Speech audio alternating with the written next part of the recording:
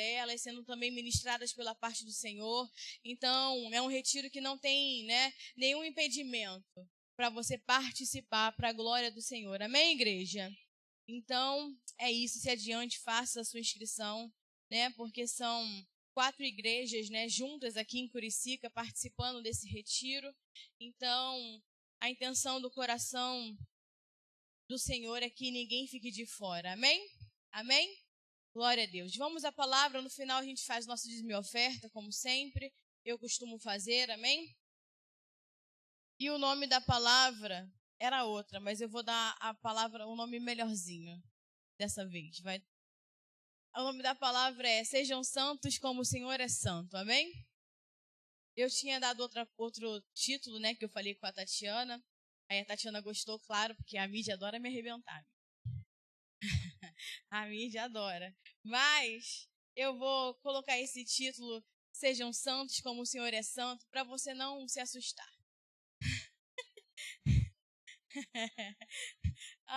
O outro, ao longo da palavra, eu digo qual é o outro título que eu tinha dado, para a glória de Deus.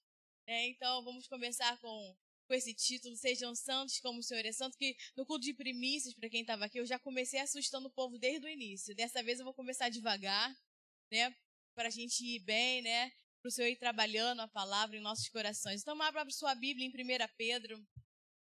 1 Pedro, capítulo 1. Pode deixar sua Bíblia aberta, né? Depois dos outros textos adicionais, vocês vão anotando, mas eu vou ministrar em cima, né? O nosso texto base é 1 Pedro, capítulo 1. Eu vou começar no versículo 13. E aí a gente vai acompanhando, eu vou explicando alguns versículos, depois a gente vai retornar, né? Explicar mais algumas coisas em detalhes. E é sobre ele que nós vamos basear essa palavra, a palavra de hoje. Então, eu quero compartilhar essa palavra que o Senhor colocou, né, no meu coração, para dar continuidade à palavra de primícias desse mês de agosto.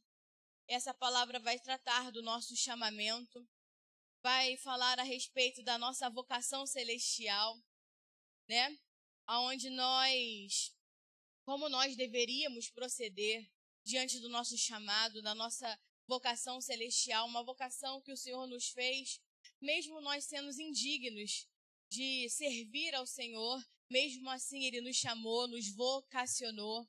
Então, nós temos que aprender a nos comportar diante dessa santa vocação. Amém, igreja? Então, vamos ler juntos, né? 1 Pedro, capítulo 1, vou ler a partir do versículo 13, que diz assim: portanto, cingindo os lombos do vosso entendimento, sejam sóbrios. Ser sóbrio significa ser sábio, né? É o contrário de você ser nécio, ser insensato. Então, ser sóbrio é alguém sábio, alguém sensato.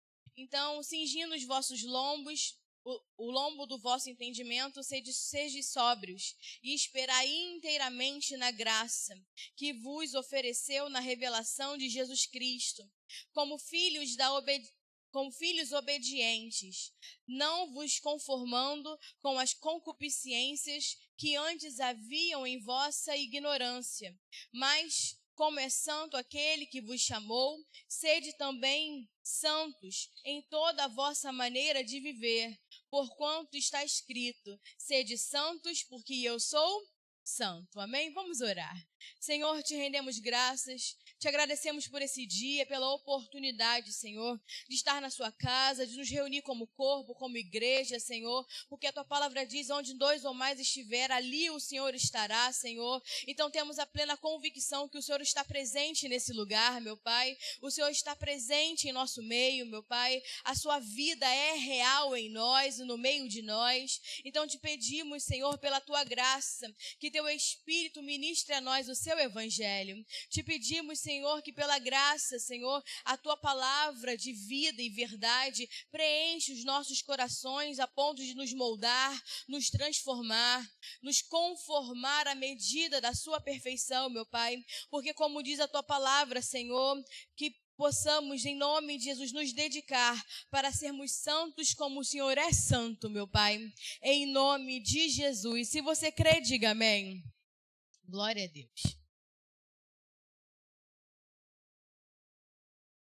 Então ele começa dizendo que nós temos que cingir os lombos do nosso entendimento, que nós temos que ser sábios, ser sóbrios, né?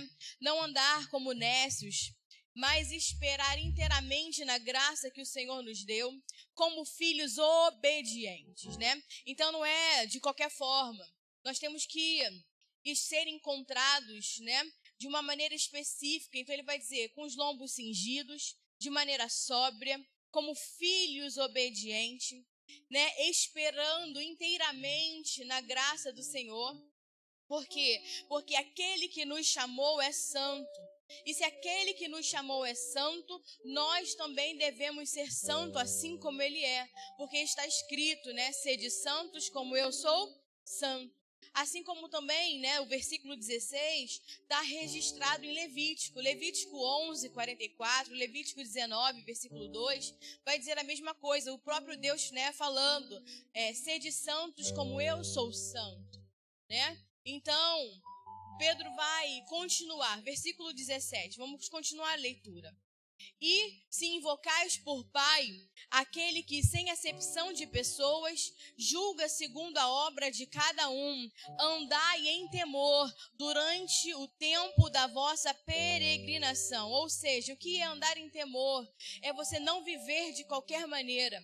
Nós temos que temer a Deus. Durante o tempo que nós temos nessa terra, durante o nosso tempo de vida, a palavra tempo da nossa peregrinação é o nosso tempo de vida na terra. Então, enquanto nós vivermos sobre a terra, nós temos que temer a Deus, nós não podemos viver de qualquer maneira. Vocês estão compreendendo? Diga amém. Versículo 18, vamos lá, 18 e 19. Sabendo que não foi com coisas corruptíveis como prata ou ouro que fostes resgatados da vossa vã maneira de viver, que por tradição recebeste dos vossos pais, mas com o precioso sangue de Cristo, como de um cordeiro imaculado, incontaminado. Então perceba que toda a advertência que Pedro começa a fazer da nossa maneira de nos comportar, como que nós devemos nos apresentar diante do Senhor, né? Ser santo como ele é santo, andar em temor, né? Sobre como nós devemos proceder, como deve ser a nossa maneira de viver enquanto nós estamos andando, né, vivos sobre essa terra. Tem um motivo. E qual é o motivo? Ele vai dizer no versículo 18 e 19, o motivo é que nós não fomos salvos, nós não fomos comprados com coisas banais, nós não fomos comprados, resgatados com coisas perecíveis, né, como o ouro e a prata, né, que para os homens é algo tão de valor, é algo de extrema importância, mas nós fomos comprados e resgatados com algo infinitamente mais precioso do que o ouro e a prata, que é o sangue de Jesus, amém? Que é o sangue do Cordeiro Santo, do Cordeiro Imaculado, irrepreensível, amém, igreja? E por isso que vai dizer no versículo 19, né? Mas com o precioso sangue de Cristo, como Cordeiro imaculado e incontaminado, incorruptível, né? Então é esse o motivo que Pedro começa a nos exortar, né? Da nossa maneira de viver, como nós devemos proceder enquanto estamos vivos nessa terra. Porque você não foi comprado por qualquer coisa, não foi, né, com coisas perecíveis dessa terra, mas o Filho de Deus, o sangue do Filho de Deus que morreu em nosso lugar, deu vida a nós, amém? Então nós devemos honrar esse resgate, nós devemos honrar, né, essa perfeita salvação, que não foi feita com coisas que o homem poderia prover, mas foi dado por aquele que era o próprio Filho de Deus. E por isso nós temos que caminhar com temor, por isso que nós temos que andar com temor. Por quê? Porque nós sabemos o quanto nós custamos para Deus. Nós andamos em temor e valorizamos o preço desse chamado, porque nós compreendemos o quanto isso custou para Deus, porque para nós não custou nada, porque fomos salvos pela graça e de graça, mas para Deus custou tudo, custou o seu Filho, custou a única coisa que lhe dava prazer, a única coisa que dava prazer a Deus é o Filho. A palavra vai dizer que esse é o meu Filho amado em quem eu tenho prazer. Então Deus deu a única coisa que Ele tinha prazer em toda a criação, em todo o universo, que era o seu Filho, e entregou por nós. Então nós temos que entender o quanto nós custamos para Deus, amém? Nós custamos um alto preço para Deus, para o Filho de Deus, e por isso que nós temos que andar em temor. Vocês estão compreendendo? Diga amém. Versículo 20. O qual, na verdade, em outro tempo foi conhecido antes da fundação do mundo, mas manifestado nesses últimos tempos por amor de nós. Então Cristo, né, o Cordeiro de Deus, ele foi preparado antes da criação do mundo, como diz Apocalipse 13, né? O Cordeiro imolado antes da fundação do mundo. Mas ele foi revelado agora, né? A revelação foi dispensada agora, por amor de nós, né? Então ele estava oculto, escondido, um mistério escondido desde a criação, né, do universo, desde a criação da terra e dos céus. O Cordeiro já tinha sido imolado, mas aprove Deus pelo seu propósito e pela sua vontade revelar o seu grande mistério a nós, amém, igreja? Versículo 21. E por ele credes em Deus, que o ressuscitou dentre os mortos e lhe deu glória, para que a vossa fé e esperança estivessem em Deus, purificando as vossas almas na obediência à verdade pelo Espírito. Então preste atenção. Nós fomos purificados, a nossa alma ela é purificada na obediência à verdade pelo Espírito. Então, não há purificação sem obediência à verdade de Deus. Nós não podemos ser puros, como a palavra vai dizer que a igreja do Senhor é gloriosa, a igreja do Senhor é pura. Nós só seremos totalmente limpos e purificados no nosso espírito, alma e corpo se nós formos obedientes à verdade. Porque não tem como ter purificação sem obediência à verdade. É o que a palavra está dizendo. Amém, igreja? Então a purificação, ela acontece por meio do Espírito, em obediência à verdade da palavra, em obediência a Cristo. Vou continuar, versículo 22. Então, purificando as vossas almas na obediência à verdade pelo Espírito, para o amor fraternal não fingido. Amai-vos ardentemente uns aos outros, com um coração puro, amém? Olha para o seu irmão e fala, eu te amo. Não, mas com vontade agora, eu te amo. Porque a palavra diz que nós temos que amar uns aos outros com um coração puro, amém? Nós precisamos amar uns aos outros, porque nós somos uma família, amém, igreja? Nós somos o corpo de Cristo, nós somos um com Cristo. Não há diferença entre eu e você, entre você e o seu irmão. Você está entendendo isso? Diga amém. Então nós temos que amar uns aos outros, não pode ser fingido, tem que ser puro, tem que ser verdadeiro esse amor, amém? Porque quando eu amo meu irmão, eu amo a Cristo, porque ele e Cristo são um. Vocês estão compreendendo? Diga amém. Glória a Deus. Versículo 23. Sendo de novo gerados, não de semente corruptível, mas da incorruptível, pela palavra de Deus, viva e que permanece para sempre. Então entenda, nós fomos gerados uma primeira vez, de uma concepção carnal entre os nossos pais, Então nós fomos gerados, primeiro em Adão, que é o nosso primeiro nascimento. Então todos nós, através dessa concepção carnal dos nossos pais, nascemos em Adão, nascemos pecadores, nascemos corruptos por conta do pecado, mas agora, pela graça de Deus, nós somos gerados novamente. Pela graça de Deus, então, nós nascemos de novo. O Senhor nos faz nascer uma segunda vez, que nós chamamos de novo nascimento, que nós chamamos da nova criação. E agora não mais de uma semente corruptível, não mais do pecado, não mais de algo carnal, mas de uma semente incorruptível. Nós nascemos pela palavra viva que vai permanecer eternamente. Você consegue entender? Diga amém. Nascemos agora de uma semente incorruptível e eterna para a glória do Senhor, amém? Versículo 24. Porque toda a carne é como a erva, e toda a glória do homem como a flor da erva. Secou-se a erva, caiu a sua flor. Ou seja, a nossa vida carnal é passageira.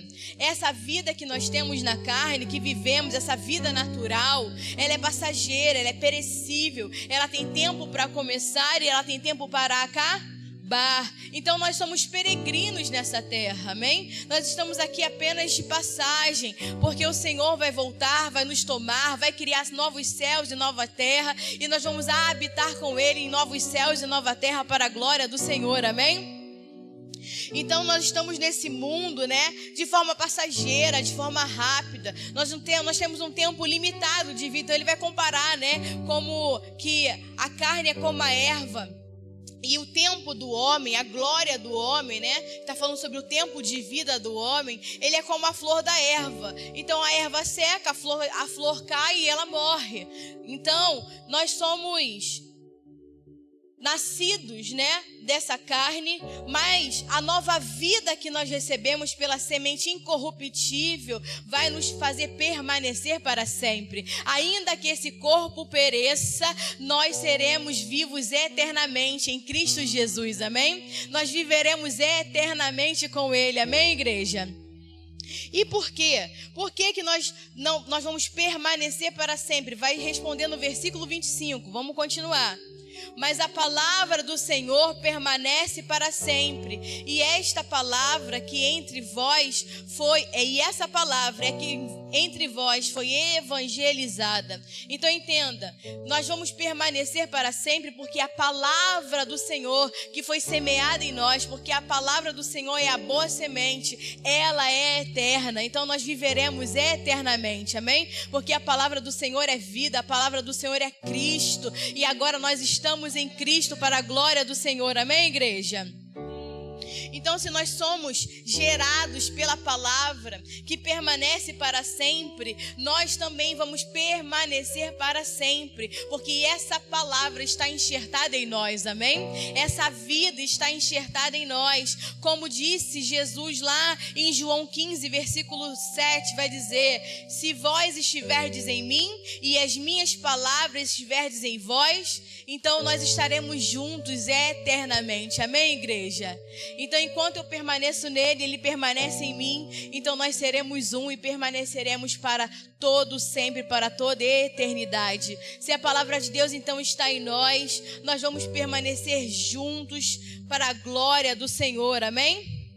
Então, a gente acabou até aqui o versículo 25, só que eu ainda quero destacar algumas coisas, apesar de eu ter explicado alguns versículos, né, lendo. Eu quero destacar alguns pontos, né, daquilo que nós já lemos, que eu julgo ser importante, especialmente para esse tempo que nós vivemos. Porque nós estamos vivendo num tempo, né, de tamanha corrupção, um tempo de grande degradação em relação à igreja, né? Eu não estou falando nem do mundo, porque no mundo isso já é óbvio, né? A degradação, a corrupção do mundo, ela é óbvia e ela é nítida, né? E o problema é que essa corrupção e essa degradação, ela alcançou patamares grandes e bem alastrados dentro da igreja do Senhor, né? Então, a igreja, ela alcançou um nível de degradação, de imoralidade, de perversão, que isso pode até ser natural para o mundo, mas não deveria ser natural para a igreja, amém? E apesar de estar escrito, né, que Jesus vai voltar para a glória do Senhor, e um dos sinais é que será como nos dias de Noé, de tamanha imoralidade e perversão, como viveu o povo no tempo de Noé, nós não podemos, né, sentar e cruzar os nossos braços diante de tudo isso. A igreja foi chamada para ser uma resposta para o mundo e não para ficar acomodada nesse mundo. Você consegue entender isso? Diga amém. E o problema é que nós temos visto isso acontecer não só, como eu disse, no mundo.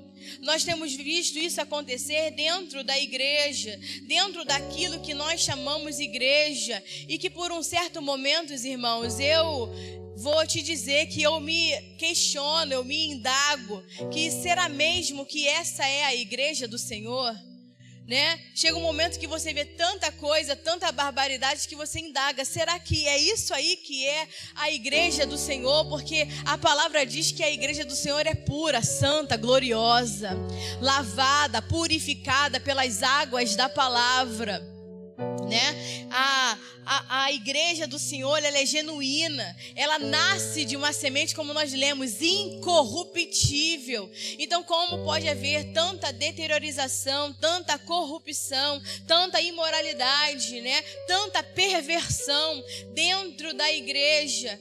E nós temos que refletir, nos questionar sobre o que está acontecendo, como eu disse, porque nós temos que ser resposta para essa geração, amém? Resposta para aqueles que ainda vão adentrar, né, nessa casa, que não é essa casa, mas a casa eterna de Deus, que vão ser parte da família de Deus. E nós temos que ser resposta, e não uma resposta falsa, e não uma resposta corrupta, mas uma resposta genuína, amém? Uma resposta santa, pura, como o Senhor deseja, como nós lemos, sede santos como eu sou santo. Então, palavras como essa que nós estamos ministrando hoje, né? Palavras como nós temos ministrado ao longo desses anos nessa casa, principalmente como foi ministrado no culto de primícias. Quem estava aqui em primícias, diga amém. Glória a Deus. Então, palavras como foi ministradas nesse culto de primícias, né?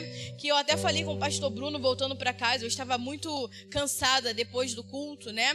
E eu falei, essa foi a palavra mais difícil que eu ministrei, eu acho que em todo o tempo que eu ministro nessa casa, né? Dos 6 anos, quase 7 anos que eu ministro, né, a palavra do Senhor nessa casa, essa foi a palavra mais pesada, né? Uma palavra que Deus foi trabalhando no meu coração desde março, para eu poder ministrar a igreja. Não é uma palavra fácil. Se você não ouviu, eu aconselho que você ouça, que você que ouviu, ouça novamente. E são palavras que você não está acostumado a ouvir por aí. Não é uma palavra que você está acostumado a ouvir, né? Em todas as igrejas, né? Não é fácil, né? Pregar esse tipo de mensagem como nós pregamos nessa casa, tanto em Guaratiba quanto no Reiki. Quando eu falo nessa casa, eu estou falando de todas as casas, amém? Porque nós falamos uma só linguagem, um só evangelho genuíno. Então, ter que exortar, que é isso que a palavra faz, nos exorta, nos ensina, né? Fazer com que a gente entenda que nós temos que ser conforme o Filho de Deus, que palavras que vão dizer, como falamos no culto de primícias, que só há validade para Deus, né? Se nós formos encontrados na sua vinha, na sua vontade, no seu propósito, vivendo o seu querer, né? A gente não escuta por aí, né, alguém falar, né, baseado na palavra, que os nossos dias não são contados para Deus se nós não vivemos no centro da sua vontade. Então, falar como nós estamos falando agora, que nós temos que andar em temor, andar em sobriedade, que nós temos que ser sóbrios, que nós temos que ser santos como Deus é santo, né? E trazendo isso não como apenas uma informação, mas como um compromisso que nós temos que ter com a casa do Senhor, um compromisso que nós temos que ter diante de Deus, né? Trazendo a palavra para nós, porque nós somos responsáveis pela nossa maneira de viver, nos responsabilizando como nós estamos vivendo e como nós deveríamos viver, para que a gente assuma um compromisso diante do Senhor. Vocês estão compreendendo? Diga amém. Para muitos, palavras como essa, irmãos, se tornaram uma blasfêmia dentro da igreja. E isso é muito preocupante.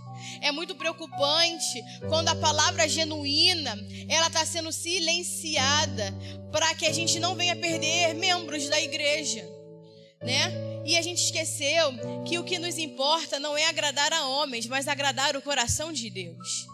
A palavra vai dizer que nós não falamos para agradar a homens, mas ao Senhor que prova o nosso coração. E por isso que Ele nos confia o seu evangelho. Amém, igreja? Então nós precisamos tomar cuidado. Cuidado com o quê, pastora? Para nós não sermos enganados. E essa é a nossa luta. Esse tem que ser o nosso grande esforço. Se há algo que nós temos que nos esforçar, irmãos, é que nós não podemos nos deixar levar por um evangelho banalizado.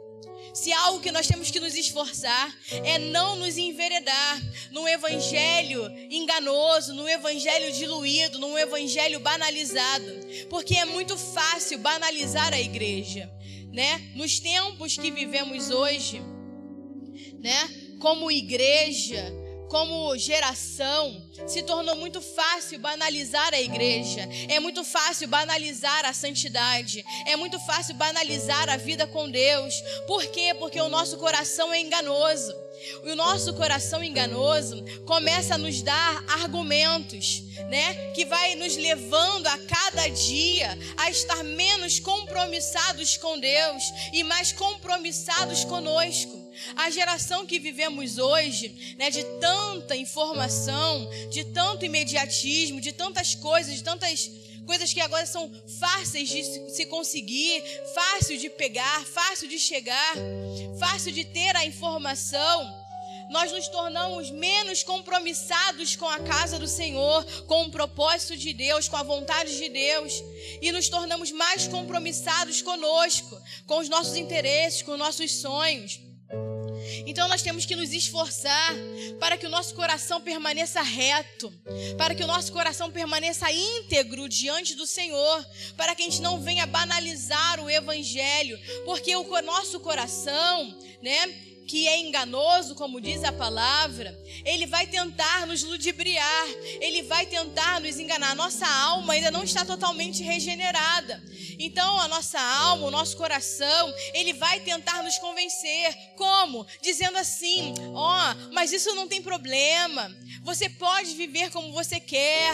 Você é livre. Você pode ser feliz da sua maneira. Ninguém tem nada a ver com a sua vida.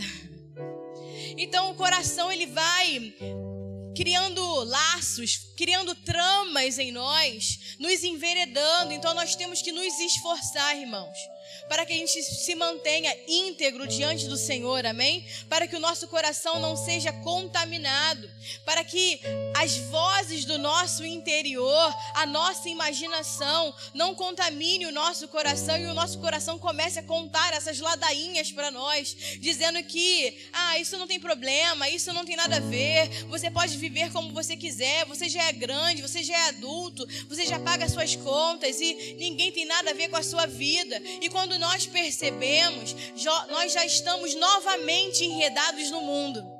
Quando é como um piscar de olhos, nós estamos já enredados, né, pelo mundo, pelos nossos interesses, pelas nossas vaidades, pelos desejos da nossa carne. Então nós temos que ter muito cuidado com isso. Vocês estão compreendendo? Diga amém. Então o apóstolo Pedro, aqui, ele vai nos exortar. E eu quero destacar algumas coisas, como no versículo 13. O versículo 13 que vai dizer: portanto, cingindo os lombos do vosso entendimento, sede sóbrios e esperai inteiramente na graça que vos ofereceu na revelação de Jesus Cristo. Então ele vai começar dizendo: cingindo os lombos do vosso entendimento. O que significa cingir os lombos do nosso entendimento? Pedro, ele vai usar de uma figura de linguagem que nós temos que entender, porque é uma figura de linguagem muito poderosa. E ele vai usar a palavra lombos. O que simboliza os lombos, né? Os lombos, essa parte exterior aqui, né, de trás das costas, né? Todo mundo sabe o que é lombo, amém? Óbvio, não precisa fazer um teatro sobre isso, né? Glória a Deus, aleluia. Então, cingir os lombos, a palavra lombos, ela significa força. A palavra lombos, ela significa, né? Ela tem a simbologia de força. A simbologia da palavra lombos, ela tem a simbologia de vigor. E Pedro vai, então, aplicar esse lombo, né? Essa força, esse vigor ao entendimento. Então ele vai falar: cingindo os lombos do vosso entendimento. Mas você sabe que não tem lombo na mente, né? Então o que ele está falando? Ele está falando de força. Ele está falando de vigor. Então ele aplica isso ao entendimento. Ou seja, nós precisamos de força. Nós precisamos da força e do vigor do nosso entendimento. Ou seja, nós precisamos ter uma mente sóbria, uma mente fortalecida, uma mente vigorosa em Cristo Jesus, amém? Não conforme a mente desse mundo. É isso que Pedro está dizendo. Então ele fala, cingir os lombos. E por que os lombos precisam estar cingidos? A palavra cingidos significa vestidos. E aí você pensa, vestir o lombo de uma mente, vestir o lombo de um entendimento. Parece que não encaixa, mas é porque é uma figura de linguagem, né? É um símbolo. Vestir, a palavra cingir, a palavra vestir, significa preparação. Fala de estar preparado. Fala de você estar pronto. Fala de você estar de prontidão. Fala de você ter uma lucidez espiritual, de você ter uma mente firme, uma mente preparada. Vocês estão compreendendo? Diga amém. Vou dar um exemplo. Lembra quando o povo de Israel, né, sai do Egito, como a gente falou em primícias, né, mencionamos até também, demos esse exemplo, em Êxodo 12, a palavra vai dizer que o Senhor manda, né, eles comerem, prepararem o cordeiro, mas o Senhor fala para eles estarem o quê? Preparados, manda eles estarem prontos, cingidos, vestidos, de cajado na mão, sandália nos pés, né, para que eles comessem preparados, comessem cingidos, comessem vestidos. Ou seja, cingir vai falar de estar preparado, de estar pronto. Então olha aqui que o Pedro está falando. Ele está dizendo assim, olha, vocês precisam estar preparados com toda a força do vosso entendimento. É isso que ele está dizendo quando ele fala para a gente cingir o nosso entendimento, né, cingir os nossos lombos. Ele está dizendo, então, vocês precisam estar como? Preparados, com toda a força, com todo o vigor do seu entendimento. Nós precisamos estar entendidos, compreendendo aquilo que o Senhor está fazendo e falando conosco. Vocês estão compreendendo? Diga amém. E a pergunta é, será que nós temos de fato o entendimento, né? Será que nós estamos preparados? Será que a nossa mente está forte, vigorosa, entendida, preparada? Será que nós entendemos verdadeiramente o que é o Evangelho? Será que verdadeiramente nós compreendemos com uma mente forte, posicionada, com uma mente preparada, o que significa a nova aliança? O que significa a nova criação? Será que nós entendemos o que é viver igreja? O que é ser a igreja do Senhor? O que é viver como igreja? Será que nossos lombos, né? A nossa mente, ela está preparada? Ela está cingida? Ou será que nós estamos apenas frequentando reuniões, sem saber exatamente o que nós estamos fazendo, quem nós somos, para onde vamos? Será que você está aqui sem saber o porquê você está aqui? Será que você está aqui só porque é mais um domingo? Só porque é costume, rotina, faz parte do seu bem-estar você estar aqui? Será que você consegue entender o que é ser igreja, o que é viver essa vida? Se é que nós vivemos essa vida para Deus? Então nós temos que começar a refletir essas coisas. Nós precisamos, então, cingir os nossos lombos, cingir os lombos do nosso entendimento. Precisamos, então, estar fortes, precisamos estar preparados, precisamos estar entendidos, com uma mente entendida. Vocês estão compreendendo? Diga amém. E aí ele vai dizer, sede sóbrios. Sede sóbrios. Ele vai dizer aí, vou ler de novo. Portanto, cingindo os lombos do vosso entendimento, sede sóbrios. Ou seja, o que significa ser sóbrio? É você não estar entorpecido, é você não estar embriagado, ou seja, é você não estar perdido, é você ser uma pessoa que tem consciência daquilo que está fazendo. Porque uma pessoa que não é sóbria, uma pessoa que está num estado de de embriaguez, ela não tem consciência daquilo que ela faz. E o Pedro está nos exortando, chamando a nossa atenção, porque nós temos que ser pessoas que têm consciência do que está fazendo. Ele está falando assim, não seja uma pessoa que não sabe aquilo que está fazendo. Não sejam pessoas que não têm consciência daquilo que está fazendo. Porque se você olhar para uma pessoa embriagada, você sabe que uma pessoa embriagada, quando ela está alcoolizada, vamos, né, ser claros, ela não tem consciência do que ela faz. Muitas vezes ela perde a noção dos seus atos. Elas perdem a noção e a amplitude das suas atitudes. Vocês estão compreendendo? Diga amém. Então ele está falando, não seja essa pessoa que não tem consciência dos atos, que não tem noção dos seus atos. Não ande como uma pessoa, né, embriagada. Então ele fala, sejam sóbrios. Mas por quê? Por que ele vai falar que nós temos que ser sóbrios? Para que isso? E aí vem uma parte muito interessante. Ele vai dizer, esperai inteiramente. Vai dizer, sede sóbrios e esperai inteiramente na graça.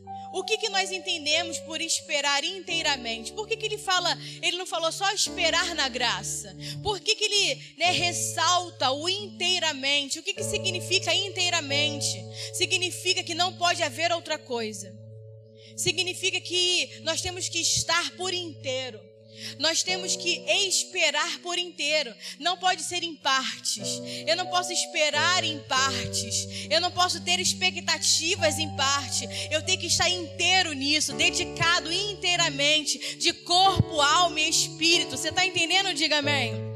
Então ele fala, sede sóbrios e esperai inteiramente. Não pode ter outra coisa no seu pensar, não pode ter outra coisa na sua mente, não pode ter outra coisa no seu coração, não pode permear outras coisas, né, na sua vontade, nas suas expectativas. Você precisa estar inteiro nessa espera. E o que significa a palavra esperar?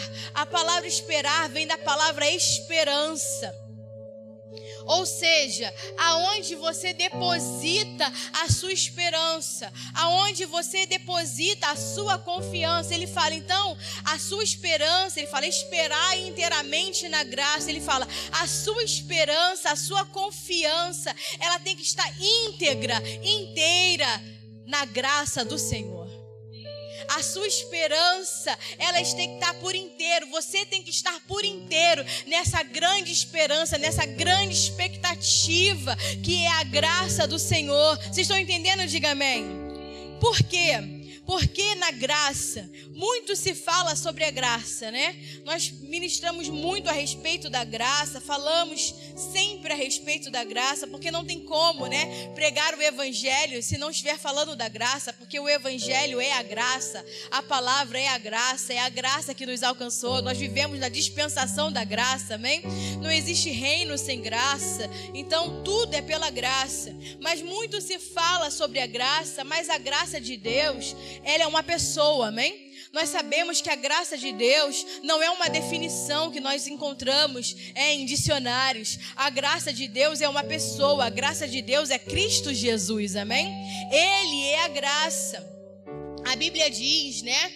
O apóstolo Paulo pregava, né, sobre o evangelho da graça. Ele vai dizer lá em Atos 20, versículo 24, né? Mas em nada tenho a minha vida como preciosa, contanto que eu cumpra com alegria a minha carreira e o ministério que eu recebi do Senhor para dar testemunho do evangelho da graça, ou seja, para dar testemunho de Cristo. Então Paulo fala, não tenho nada precioso na minha vida, eu estou aqui para cumprir o meu ministério e para dar testemunho do evangelho da graça, para testemunhar acerca de Cristo, né? Tanto que Paulo vai afirmar em 1 Coríntios 2, versículo 2, que ele vai dizer assim, nada propus entre vós, senão a Cristo Jesus e a este crucificado. Então ele falava que ministrava o evangelho da graça, mas ao mesmo tempo ele fala o que ele pregava era Cristo e o Cristo crucificado, né? Como ele diz em 1 Coríntios 1, versículo 22, ele vai dizer, porque os judeus pedem sinais, os gregos pedem revelação e sabedoria, mas nós pregamos o Cristo e esse crucificado. Então quando nós falamos de Cristo, pregamos sobre Cristo. Quando Paulo pregava sobre Cristo e esse crucificado, Paulo estava pregando da graça de Deus, amém? Paulo estava pregando sobre a graça do Senhor. Então nós não podemos separar Cristo da graça, né? Não existe graça sem Cristo e nem Cristo sem a graça. Você está compreendendo? Diga amém. Porque Cristo e graça são sinônimos, né? Porque Cristo é a graça de Deus. Cristo é a própria graça de Deus. E Pedro está dizendo o quê? Que nós temos que esperar inteiramente na graça que nos foi oferecida na revelação de Jesus Cristo. Ele já explica que a graça é a revelação de Jesus Cristo. A graça é o nosso próprio Cristo. Então só existe graça para aqueles a quem Cristo é revelado. A graça só existe porque Cristo nos foi revelado. E a graça só cresce dentro de nós para aqueles a quem Cristo está sendo constantemente revelado. Porque quanto mais Cristo cresce, mais a graça cresce. Você está compreendendo? Diga amém. À medida que Cristo cresce em nosso interior, a graça do Senhor cresce em nosso interior. Porque Cristo é a graça de Deus. Amém? Então, se não há revelação de Cristo, não há graça. Se não há revelação de Cristo, não há como viver pela graça. E por isso pregamos intensamente sobre Cristo e Cristo e Cristo. E como Paulo diz, Cristo e esse crucificado, Cristo ressuscitado, Cristo glorioso. Vocês estão compreendendo? Diga amém. Então, ao longo do tempo, a igreja gostou, né, de definir graça segundo o dicionário, segundo várias coisas que eles elaboram, né, das suas mentes teológicas, ou segundo a velha aliança, porque a velha aliança vai dizer que a graça é favor e merecido, né? Nós encontramos, né, a graça como favor imerecido na velha aliança. Por quê? Porque Cristo ainda era oculto, né? Porque Cristo ainda era um mistério. Então era como se fosse um favor, né? É como se fosse uma dádiva, um presente de Deus. E nós entendemos pela revelação que essa dádiva, esse presente de Deus é o nosso próprio Senhor, amém? É o nosso próprio Cristo dispensado a nós para a glória de Deus, amém? Então, nós acabamos que ao longo do tempo a igreja, de uma forma geral, ela resumiu a graça a um favor que nós não merecemos. Mas a graça de Deus vai muito além de um favor que nós não merecemos. A graça de Deus é o Filho unigênito de Deus, amém? A graça de Deus nos foi dada em favor de nos resgatar da nossa vã maneira de viver. Cristo dado a nós para nos remover das trevas e da nossa vã maneira de viver, para que a gente viva uma nova vida com Ele, amém? Uma vida rica, abundante, gloriosa e eterna para a glória de Deus, amém, igreja? E quando nós pregamos a Cristo, Cristo nos é revelado, Cristo aumenta em nós, então é revelado em nós juntamente a sua graça, a nossa grande esperança, a nossa grande expectativa de glória. Vocês estão compreendendo? Diga amém. Porque o Filho perfeito de Deus é a graça que nos foi revelada. Então, nós não esperamos em outra coisa que não seja Cristo. A nossa esperança não está em outra coisa, a nossa espera não está em outra coisa, a nossa expectativa não pode estar em outra coisa. Nós temos que esperar inteiramente no Senhor. A nossa esperança está inteira nele, totalmente nele. Por quê? Porque Cristo nos é suficiente, porque a graça nos basta. Amém? E se Cristo não for para nós suficiente, nós não estamos vivendo o verdadeiro evangelho. Se Cristo não nos bastar, se Cristo não for inteiramente a nossa esperança, a nossa expectativa, a nossa espera, então nós não estamos vivendo verdadeiramente o evangelho do Senhor. Quando nós pensamos que nós precisamos de qualquer outra coisa além de Cristo, é porque nós não temos ainda um entendimento claro e verdadeiro e genuíno do que se trata o evangelho. Você está entendendo? Diga amém. Por quê? Porque possa ser que os nossos lombos ainda não estejam cingidos. Possa ser que a gente ainda não esteja totalmente sóbrio. da nossa maneira de viver.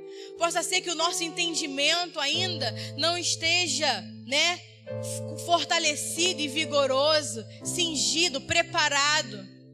Porque, infelizmente, irmãos, ainda há muita gente embriagada. Há muito irmão, crente, que se diz igreja, embriagados, que não andam sóbrios por tantas ideias, são tantos pensamentos, são tantos achismos, dizendo que muitas coisas são necessárias, mas não são, porque somente Cristo é necessário, somente Cristo, somente Ele nos basta. Nós não precisamos de nada além de Cristo, amém, igreja? Porque uma única coisa nos é necessária: Cristo Jesus. E prosseguir conhecendo e conhecendo Ele. E prosseguir conhecendo o Senhor, como diz a palavra em Oséias, nós temos que nos esforçar para prosseguir e continuar prosseguindo, conhecendo a Ele. Vocês estão compreendendo? Diga amém. Essa é a única coisa necessária para a igreja: conhecer a Cristo e prosseguir conhecendo Ele, amém? Nada mais nos importa, nada mais nos interessa, a não ser conhecer a Cristo. Por isso que Paulo vai dizer nesse texto que nós já conhecemos, até de cor, em Filipenses 3, versículo 8, que ele vai dizer que considera todas as coisas como perda pela excelência do conhecimento de Cristo, para alcançar a excelência do conhecimento de Cristo.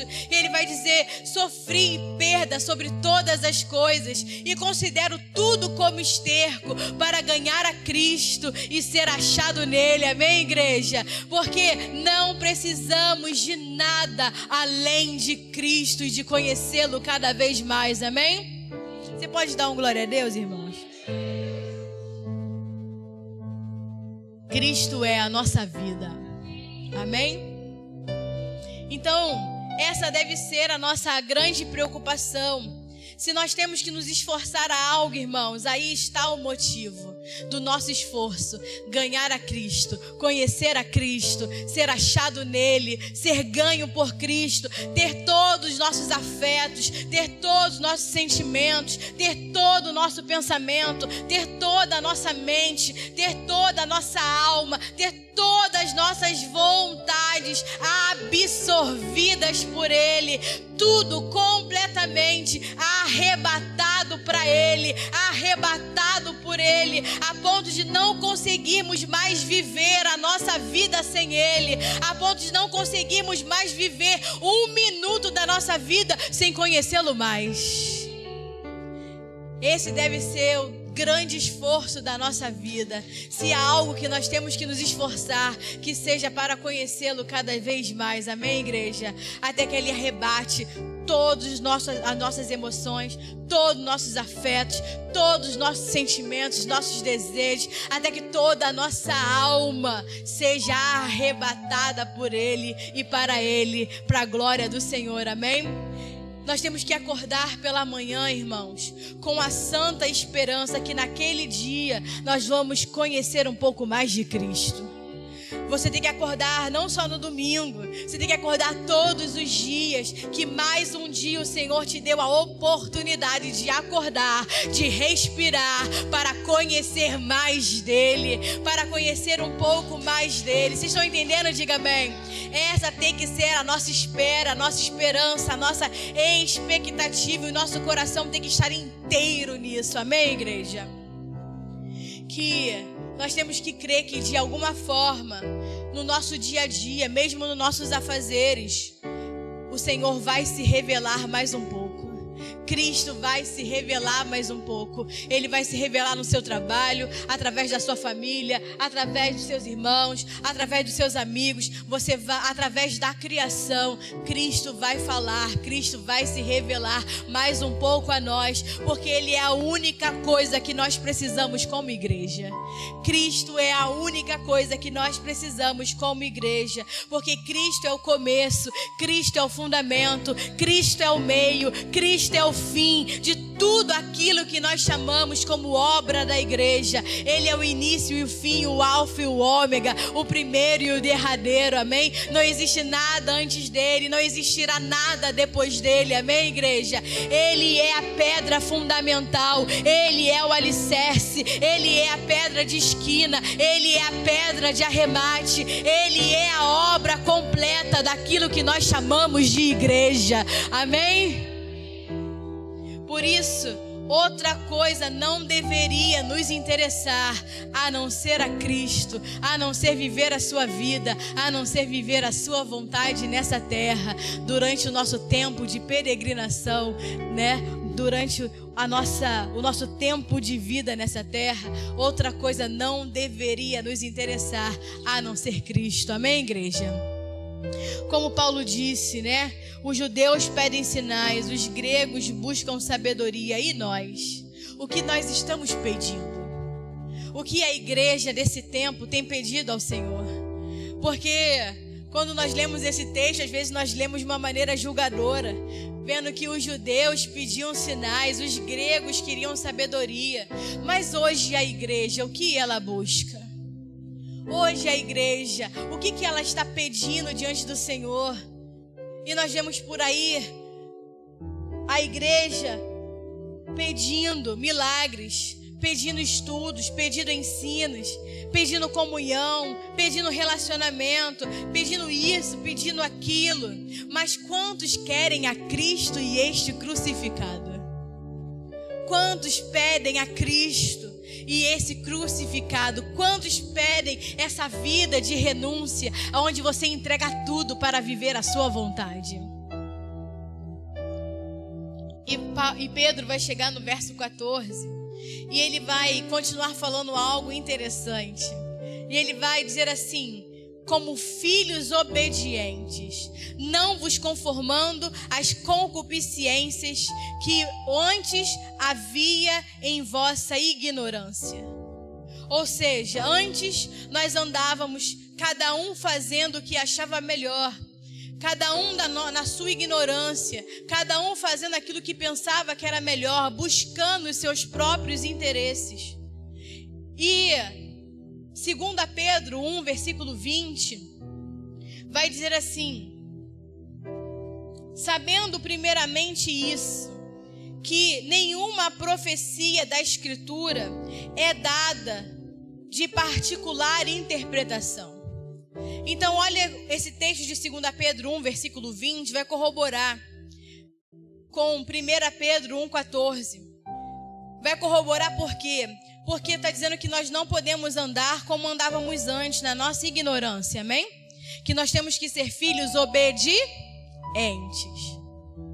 E aí 2 Pedro 1,20 vai dizer: sabendo primeiramente isso, que nenhuma profecia da Escritura é de particular interpretação. Ou seja, eu não posso interpretar nada da palavra, das profecias das Escrituras, como se fosse para mim, porque é para o corpo, é para a igreja, amém?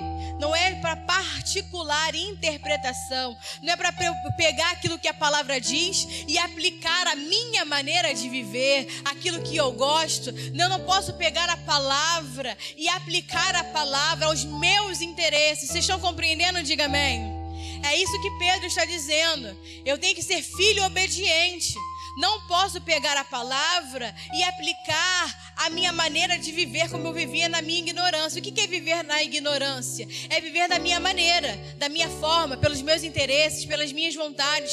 E eu não posso pegar a palavra para corroborar com aquilo que eu quero, porque não é para isso que serve a palavra de Deus, amém? Então, o que tem de interessante aqui? Que a palavra particular, o pastor Bruno já ministrou essa palavra uma vez, né, de 2 Pedro 1,20, ele vai falar que a palavra vai dizer que a palavra particular, interpretação, a palavra particular, no original é idios, né? Em grego, a palavra particular significa idios, que vem a palavra idiota. E agora a gente vai começar a pesar um pouquinho, que até agora tá todo mundo sorrindo, amém? A gente vai falando da graça, tá todo mundo, né? Glória a Deus. Mas continua na glória, irmão. Vai chegar no título original. Então, a palavra particular significa ídios. E ídios vem a palavra idiota. Então, por definição, né, a palavra idiota significa aquele que pensa em si mesmo. Amém? Então, quando você chama alguém de idiota, é porque você está dizendo que aquela pessoa só pensa em si. Amém? Então, quando fala particular interpretação, significa alguém que interpreta as escrituras para si mesmo. Porque se é particular interpretação, eu estou interpretando para mim mesmo. Vocês estão compreendendo? Diga amém. Ou seja, quem é um idiota? Aquele que pensa em si. Então, quando eu pego a palavra e interpreto ela para mim mesmo, para o meu benefício, para o meu interesse, eu sou um idiota.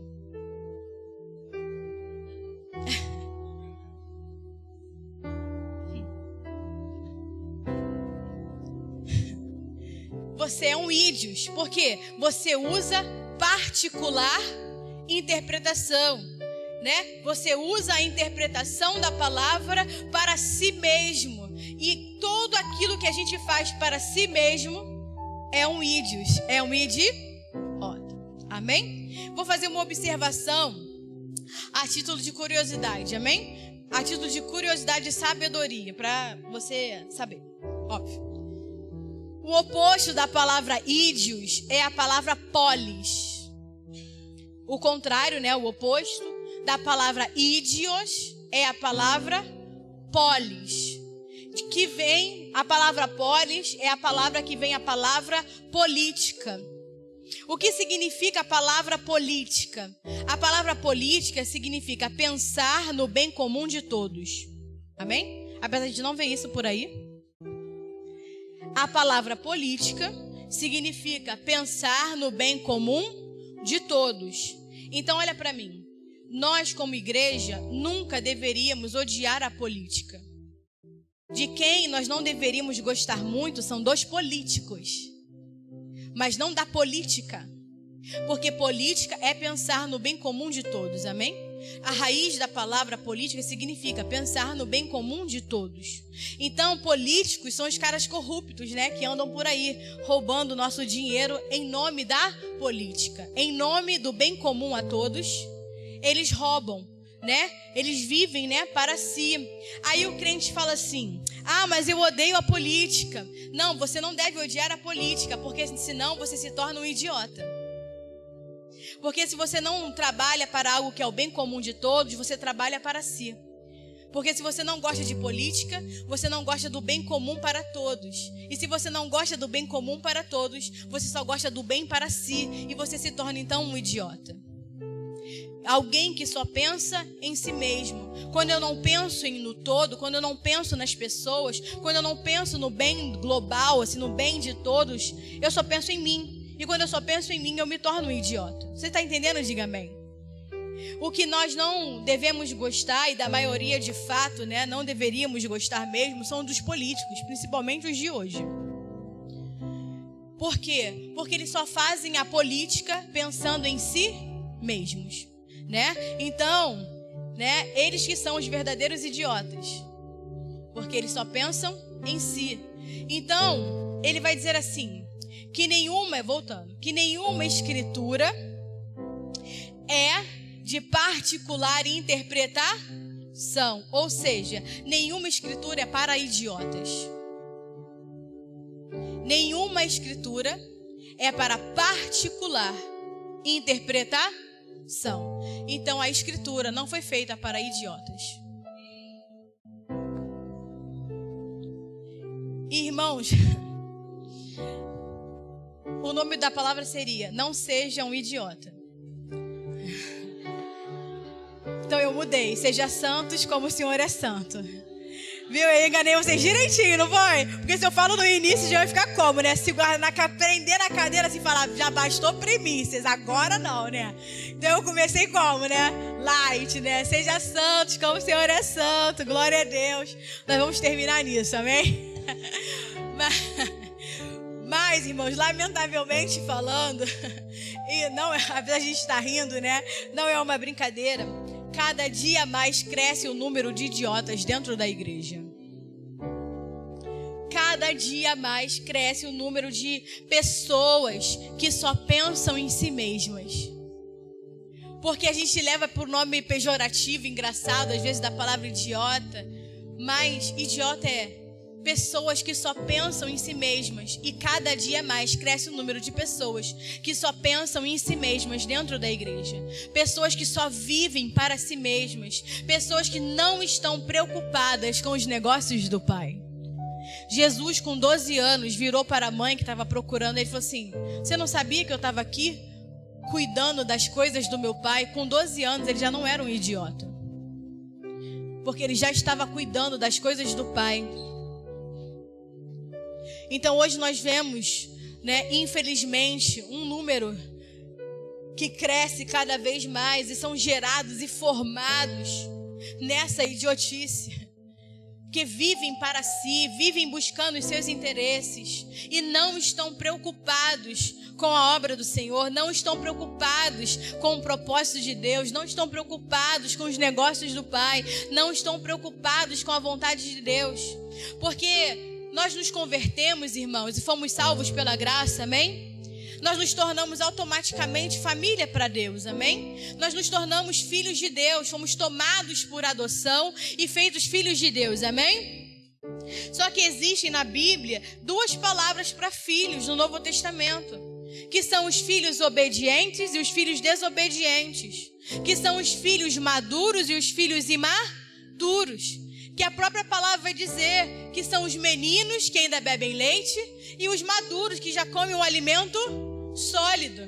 Então, apesar de todos sermos filhos, nem todos somos iguais, porque alguns são maduros e outros ainda são imaturos.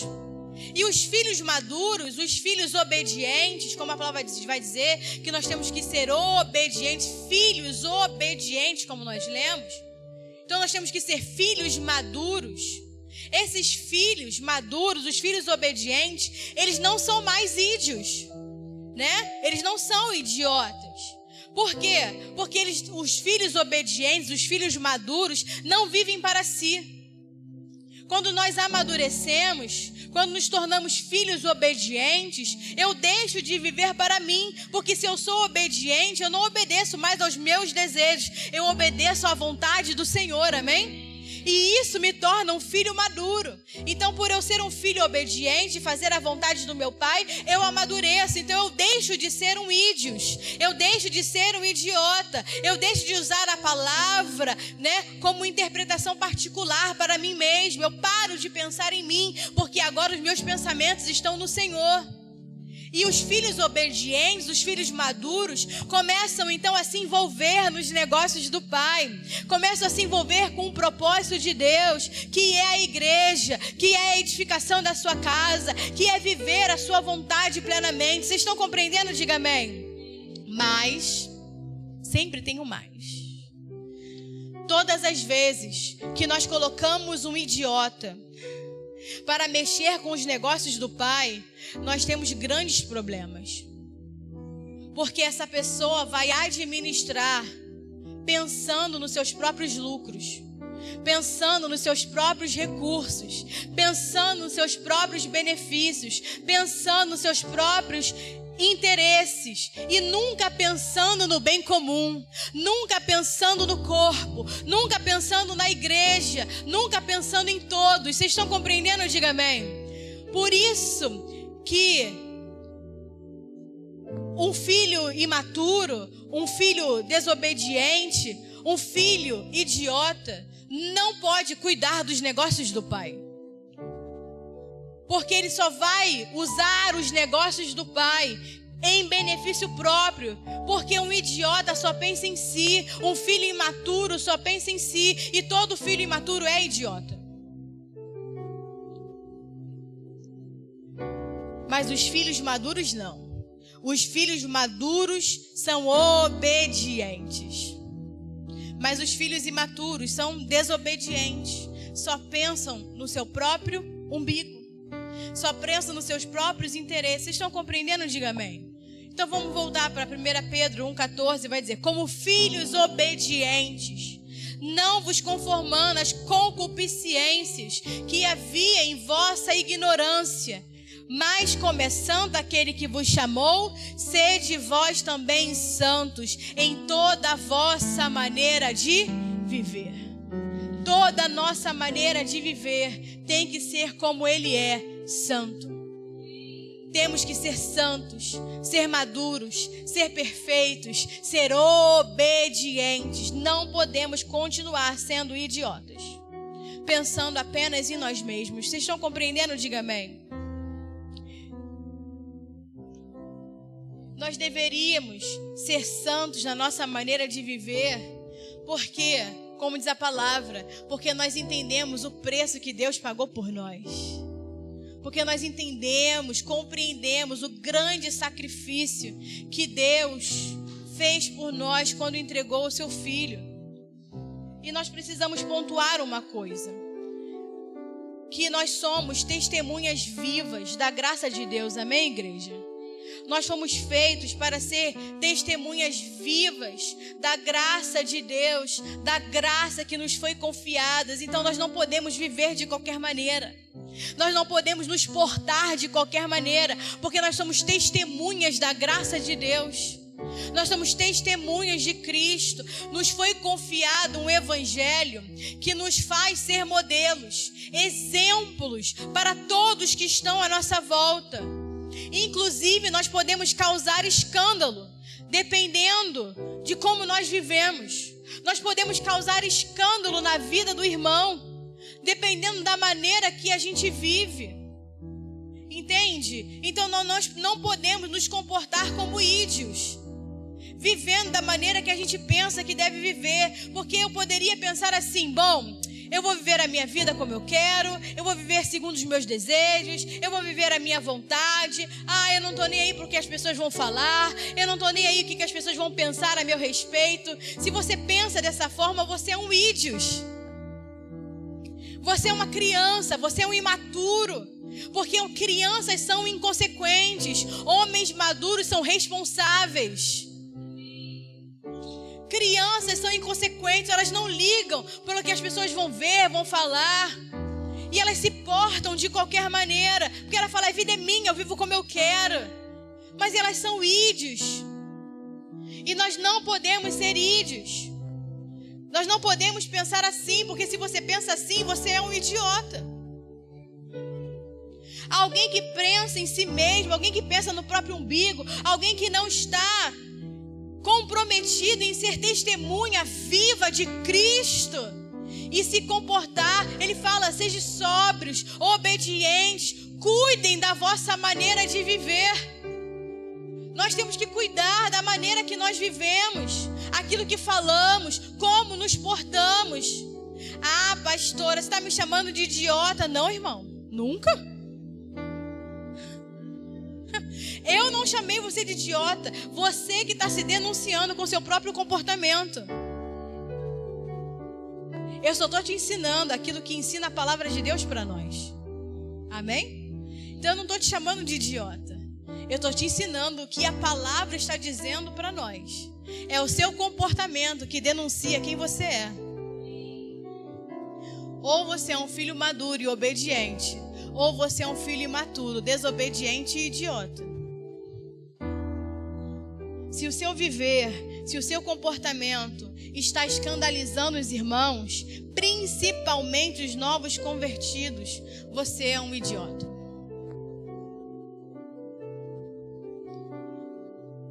Mas se eu penso assim: não, peraí, tem muitas pessoas me observando, eu tenho que dar testemunho da minha vida, porque não é sobre mim, eu tenho que dar testemunho do Cristo que habita em mim. Eu tenho que dar testemunho do quanto Ele já transformou a minha vida, do Cristo vivo. Eu tenho que ser a expressão de Cristo. Então eu não posso me portar da mesma forma que eu me portava antes, na minha vã ignorância. Eu tenho tenho que cuidar da minha maneira de viver. Então eu tenho que dar testemunho na minha casa, eu tenho que dar testemunho no meu trabalho, eu tenho que dar testemunho no meio dos meus amigos, eu tenho que dar testemunho no meio dos meus irmãos, eu tenho que dar testemunho no meio da igreja. Eu não posso viver a minha vida como eu quero, eu tenho que viver a minha vida como Ele quer.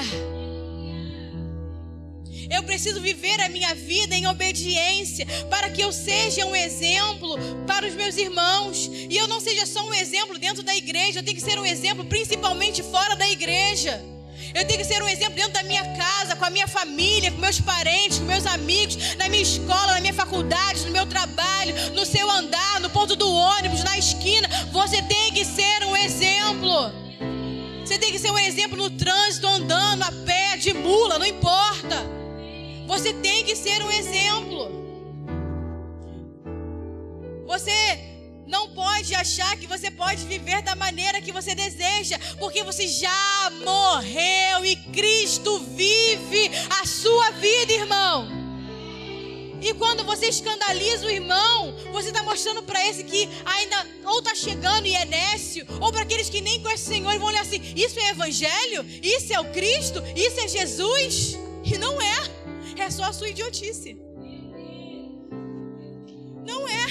É só que você ainda é um ídios. E pensa em si mesmo. Só que você deveria pensar assim: olhem para a minha vida, olhem a minha conduta, venham entender o que é ser um filho de Deus. É assim que um filho de Deus vive, sendo a expressão de Cristo e não vivendo segundo si mesmo. Por isso que Paulo teve a ousadia de dizer: sede meus imitadores, como eu também sou de Cristo. Você tem essa ousadia, irmão? De dizer: sejam meus imitadores, como eu sou de Cristo? Porque Paulo era um filho maduro e obediente. Paulo não era um ídios. Vou dar um exemplo. Tem que terminar. Meu pai vai ver nessa hora, ficando nervosa. Quando você vê uma criança de 3 anos, vou dar de 3 anos, menorzinha, criança, sendo um ídios, está tudo bem. Porque uma criança de 3 anos, ela pode ser idiota. Ela pode pensar em si mesma. Uma criança de 3 anos, ela não quer dividir o brinquedinho. A outra criança vem roubar o brinquedinho dela, ela pega o brinquedinho, taca na cabeça da criança e fala: não, não é meu. Aí faz assim, ó. Aí ela coloca dentro do corpinho assim, faz assim, ó. Porque ela tem o direito de ser ídios. Ela tem o direito de se apegar às coisas dela, né? E pensar em si mesma. Mas agora, homens de 20, 30, 40, 50, 60 anos sendo idiota. Homens nessa idade, homens, mulheres, dizendo de uma maneira geral, se comportando como ídios, é porque o evangelho não penetrou no coração ainda. É porque o evangelho não entrou. Porque na verdade, independente do tempo de igreja que você tenha, esse coração ainda não foi perfurado pelo evangelho. Porque você continua sendo uma pessoa que só pensa em si mesma, uma idiota. Então uma criança, ela pode ser ídios, ela pode ser idiota, ela pode pensar em si mesma. Você está entendendo? Diga amém. Mas um adulto não pode, um homem de 18 anos, que 18 anos já é adulto, né? 20, não pode ser um idiota. Não tem como. Não tem como você ficar pensando só em si mesmo. As minhas coisas, o que eu quero, o que eu gosto. Cresce, irmão. Tem que crescer. Tem que amadurecer. Você tem que deixar de ser um ídios. Existem coisas que realmente nos fazem pensar se realmente, como eu disse no início, se essa é a igreja do Senhor.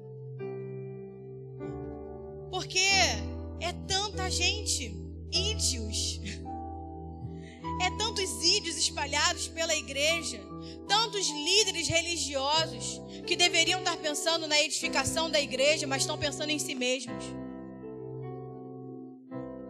Pessoas que não estão preocupadas com o que vão causar ao corpo de Cristo, contanto que se beneficiem com a causa do evangelho.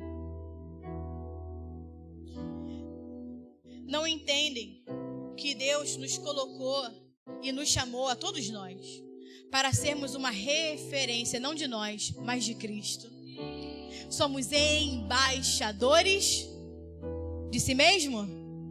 De Cristo nessa terra. Por isso, cuidado com a vossa maneira de viver. Sejam filhos obedientes, porque você é uma referência. Você tem que inspirar pessoas a Cristo, porque nós estamos rodeados de uma nuvem tão grande de testemunhas, como diz Hebreus 12, versículo 1, vai dizer: portanto, nós também, pois estamos rodeados de tão grande nuvem de testemunhas, deixemos todo o embaraço e o pecado que tão de perto nos rodeia, e corramos com paciência, com perseverança, a carreira que nos é proposta. Então nós não podemos ser idiotas, porque isso vai custar caro. Nós vamos pagar um preço alto no tribunal de Cristo se você chegar lá igual um idiota. Se você chegar no tribunal de Cristo ainda sendo um idiota, vai te custar muito caro. Escuta o que eu estou te falando, irmão. Porque, segundo Coríntios 5:10 vai dizer que cada um de nós vai receber no tribunal de Cristo, segundo o que tiver feito, de bom ou mal, ao corpo de Cristo. Que nós possamos entender isso como filhos obedientes, amém? Possamos ser filhos obedientes, porque um filho desobediente é inútil para Deus. Um filho desobediente é inútil para o Pai, não serve para nada. Porque não estão preocupados com a vontade do Pai, estão preocupados apenas consigo mesmo. Tô nem aí, vou viver a minha vida. Sou novo ainda, tenho muita coisa para viver. Um idiota. Então temos que entender que o nosso papel é ser santo, como Ele é santo. É o nosso papel, como nós lemos 1 Pedro, capítulo 1, versículo 15 e 16. Mas, como é santo aquele que vos chamou, sede vós também santos, em toda a vossa maneira de viver, porque está escrito: sede santos, porque eu sou santo. Ah, pastor, é tão difícil, eu não vou conseguir ser santo como Deus é santo. Isso não tira a sua responsabilidade de tentar todos os dias. Isso não tira a sua responsabilidade e o seu compromisso, e é todas as suas forças de você tentar ser como Ele é todos os dias, santo como Ele é santo, perfeito como Ele é perfeito. Sejam perfeitos como o vosso Pai Celeste é perfeito. Pastora, mas eu nunca vou ser santo como Deus é santo, perfeito como Deus é perfeito. Mas você tem a responsabilidade de tentar e se esforçar todos os dias para ser como Ele é. E não se entregar às suas desculpas. Nunca vou chegar lá, então nem vou tentar. E você vai ser um idiota a vida inteira. É o nosso compromisso e responsabilidade nos esforçar para ser aquilo que Deus é todos os dias. Vocês estão compreendendo? Diga amém. Nós temos que passar a nossa vida inteira tentando ser santo como Ele ser santo. Pastora, se eu errar, você erra, se arrepende e volta, pede perdão e volta, tenta outra vez, e se errar de novo, se arrepende e volta, pede perdão e continua e persevera e vai adiante. A nossa vida inteira será esse processo, buscar ser santo como Ele é santo, como filhos obedientes, como filhos maduros. Vocês estão entendendo? Diga amém. Então fica